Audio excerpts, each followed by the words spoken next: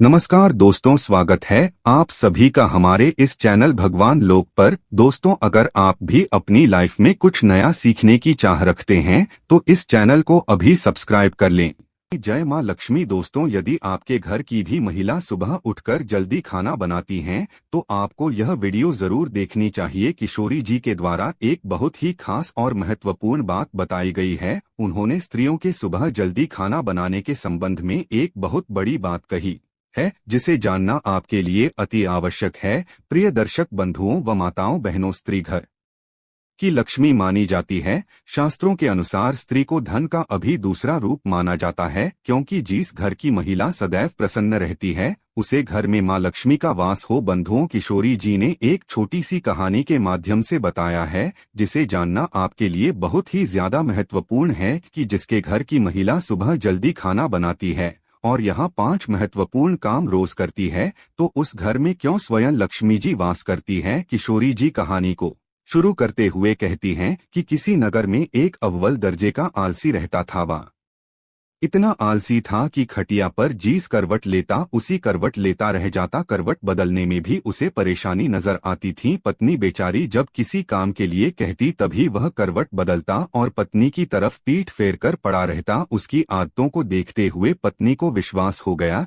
कि वह कभी कुछ ना करेगा। एक दिन पत्नी ने बड़े प्रेम से उसे समझाया। बोली, मैं जानती हूँ कि तुम्हें खटिया से उठने में कष्ट होता है, किंतु इस तरह एक ही करवट लेते रहने से भी आदमी नाकारा हो जाता है। बाहर नहीं जाना चाहते हो तो खटिया पर बैठे बैठे ही कुछ करते रहो। आलसी सोचने लगा, ऐसा कौन सा काम है जिसे खटिया पर बैठे बैठे ही किया जा सकता है। कुछ देर बाद उसकी समझ में बात आई। खुश होकर वहां पत्नी से बोला, अरे सुनती हो, मैंने बैठे बिठाए काम ढूंढ लिया है, अब तुम्हें चिंता करने की जरूरत नहीं। पत्नी प्रसन्न हुई, अब कुछ तो घर का काम होगा। उसने सब्जी की टोकरी में चाकू रखा और उसके आगे रखती हुई बोली, अब बैठे बैठे सब्जी काट डालो। किंतु आलसी ने उस ओर ध्यान न दिया। थोड़ी देर बाद पत्नी जब सब्जी लेने पहुंची तो पाया कि पति देव खटिया पर बैठे हुए मक्खियां गिन रही है। 1 2 3 4 पत्नी ने देखा उनके बिस्तर पर 7 मक्खियां मरी पड़ी है। पत्नी को देखते ही उछल कर बोला, देखा मेरा कमाल, कितनी फुर्ती से 7 को मौत के घाट उतार दिया है। अब देखना है कि पूरे दिन में कितनी मार सकता हूँ। आलसी महाराज को अब यही धुन सवार हो गए। उसे जहाँ मक्खी दिखती वहीं फट से हाथ मार देता। कई बार तो अपनी ही गर्दन पर इतनी जोर से हाथ जमाया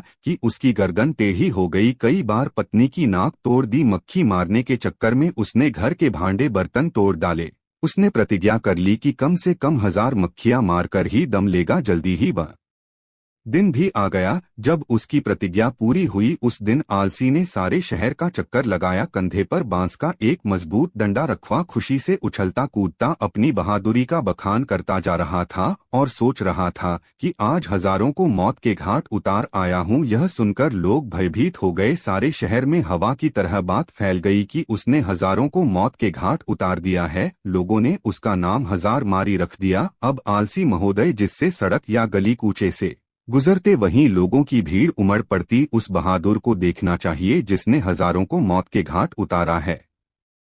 धीरे धीरे 1000 मारी सारे राज्य में प्रसिद्ध हो गया। कुछ दिनों बाद उस राज्य पर एक दूसरे राजा ने अचानक हमला बोल दिया। राजा के पास उस समय कोई अच्छा सेनापति नहीं था। उसने दूतों को आदेश दिया कि वे तुरंत सारे राज्य में घूमकर देखें और जहां भी उन्हें सेनापति के योग्य कोई युवक दिखाई दे उसे फौरन हमारे दरबार में हाजिर करें। आदेश पाते ही दूत जहां तहां शहरों में घूमने लगे। उन्हीं दिनों 1000 मारी का नाम सर्वत्र गूंज रहा था। दूतों ने जब सुना तो वे उसके घर जा पहुंचे। राजा के दूतों को अपने घर पर आया देख 1000 मारी भय से कांपने लगा। वह घर के अंदर एक अंधेरे कोने में दुबक कर बैठ गया। पत्नी से बातचीत होने पर मालूम हुआ कि राजा 1000 मरीज ऐसे बहादुर को अपना सेनापति बनाना चाहते हैं, इसलिए तुम उसे जल्दी हमारे साथ भेज दो। पत्नी को लगा जैसे वह कोई सपना देख रही है। अपने पति की असलियत को वह जानती थी। सोचने लगी, काश ऐसा हो सकता। किसी तरह राजा के दूत 1000 मारी को अपने साथ लेकर राजा के दरबार में पहुंचे। उस लंबे तगड़े नौजवान को जब राजा ने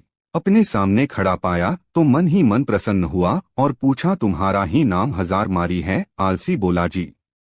हुजूर मुझे ही हजार मारी कहते हैं। राजा बोला, तुम्हारी बहादुरी के चर्चे हमने सुने हैं। हम चाहते हैं कि शत्रु के साथ हो रहे युद्ध में तुम हमारी सेना का संचालन करो। कांपते हुए हजार मारी ने राजा की आज्ञा को स्वीकार किया और इस बात की सूचना देने के लिए घोड़े पर सवार हो पत्नी के पास पहुंचा। सुनकर पत्नी की खुशी का ठिकाना न रहा। उसने सोचा, हजार मारी सेना तो बन गया, पर शत्रु की सेना का मुकाबला वह कैसे करेगा? कहीं यह डरपोक आदमी युद्ध के मैदान में घोड़े से उतरकर भाग आया तो राजा इसे जीवित न छोड़ेंगे। उसने एक मजबूत रस्सी से हजार मारी को घोड़े से बांधना शुरू किया। हजार मारी ने पूछा, यह क्या कर रही हो? हजारे की पत्नी ने जवाब दिया कि मैं आपको घोड़े के साथ बांध रही हूँ। स्वामी हजारी ने पूछा कि ऐसा किस लिए? पत्नी ने जवाब दिया, इसलिए आपको घोड़े से बांध रही हूँ कि कहीं आप लड़ाई के लिए उतावले होकर घोड़े से कूद पड़े और पैदल ही ना लड़ने लगे। वापस लौटने पर भरे दरबार में जब लोगों ने हजार मारी को घोड़े से बंधा हुआ पाया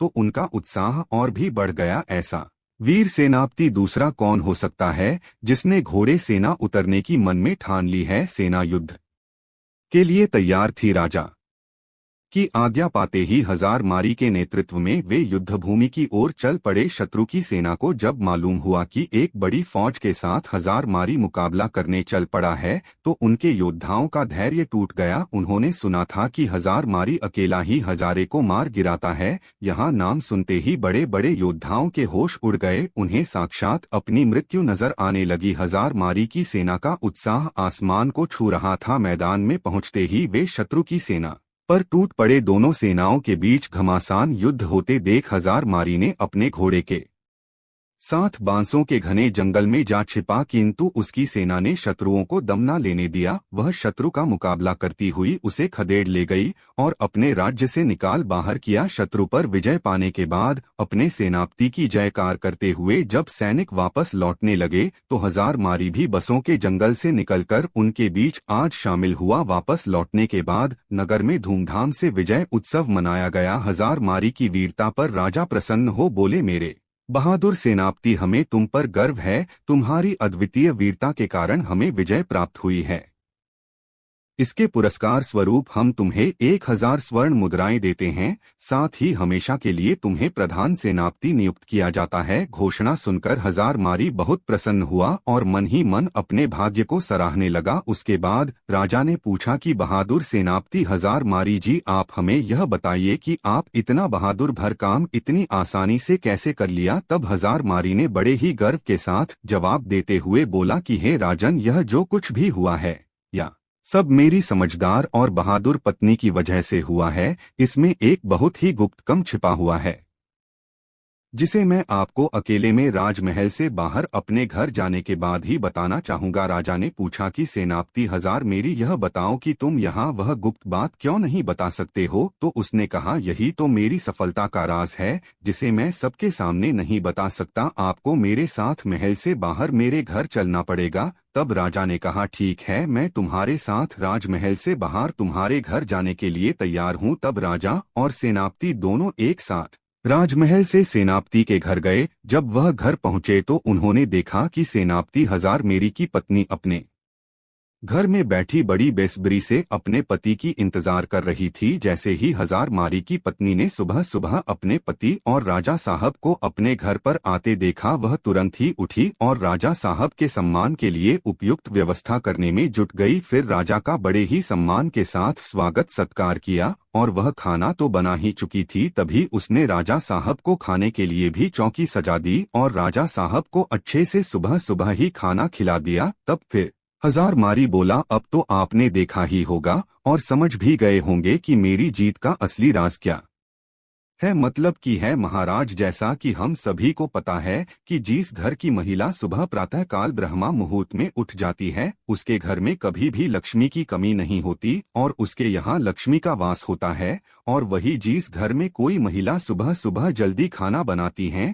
उसे घर की तरक्की बिल्कुल पक्की है, क्योंकि राजा साहब और हम सभी लोग यहाँ जानते हैं कि जिस घर में सुबह जल्दी खाना बन जाएगा तो उसे घर की तरक्की इस तरह से होती है जैसे कि यदि सुबह जल्दी खाना बनेगा तो घर के बच्चे जल्दी से स्कूल के लिए भी चले जाएंगे और यदि कोई व्यक्ति कहीं ऑफिस में काम करता है या फिर किसी को कोई जरूरी काम है तो वह घर से कभी भी खाली पेट नहीं जाएगा। वह कहीं भी खाना खाने की बात जा सकता है और अपना पूरा काम पूरी लगन और मन से कर सकता है। तो सुबह सुबह जो भी स्त्री जल्दी खाना बना लेती है उसके घर में तरक्की होना बिल्कुल तय है। हजार मारी ने फिर जो भी उसके जीवन में अपनी पत्नी के प्रति सहायता की बातें जितनी भी थी और वह युद्ध में किस प्रकार से जीता था यह सब राजा साहब को पूरी कहानी बता देता है। तब राजा साहब यह सब जानने के बाद कहते हैं, आपने बिल्कुल सही कहा सेनापति जी। इस घर की महिला सुबह जल्दी ब्रह्मा मुहूर्त में उठकर के सारे घर के कार्य कर लेगी और सुबह जल्दी खाना बना लेगी, उसे घर की तरक्की तो बिल्कुल तय है। उसके बाद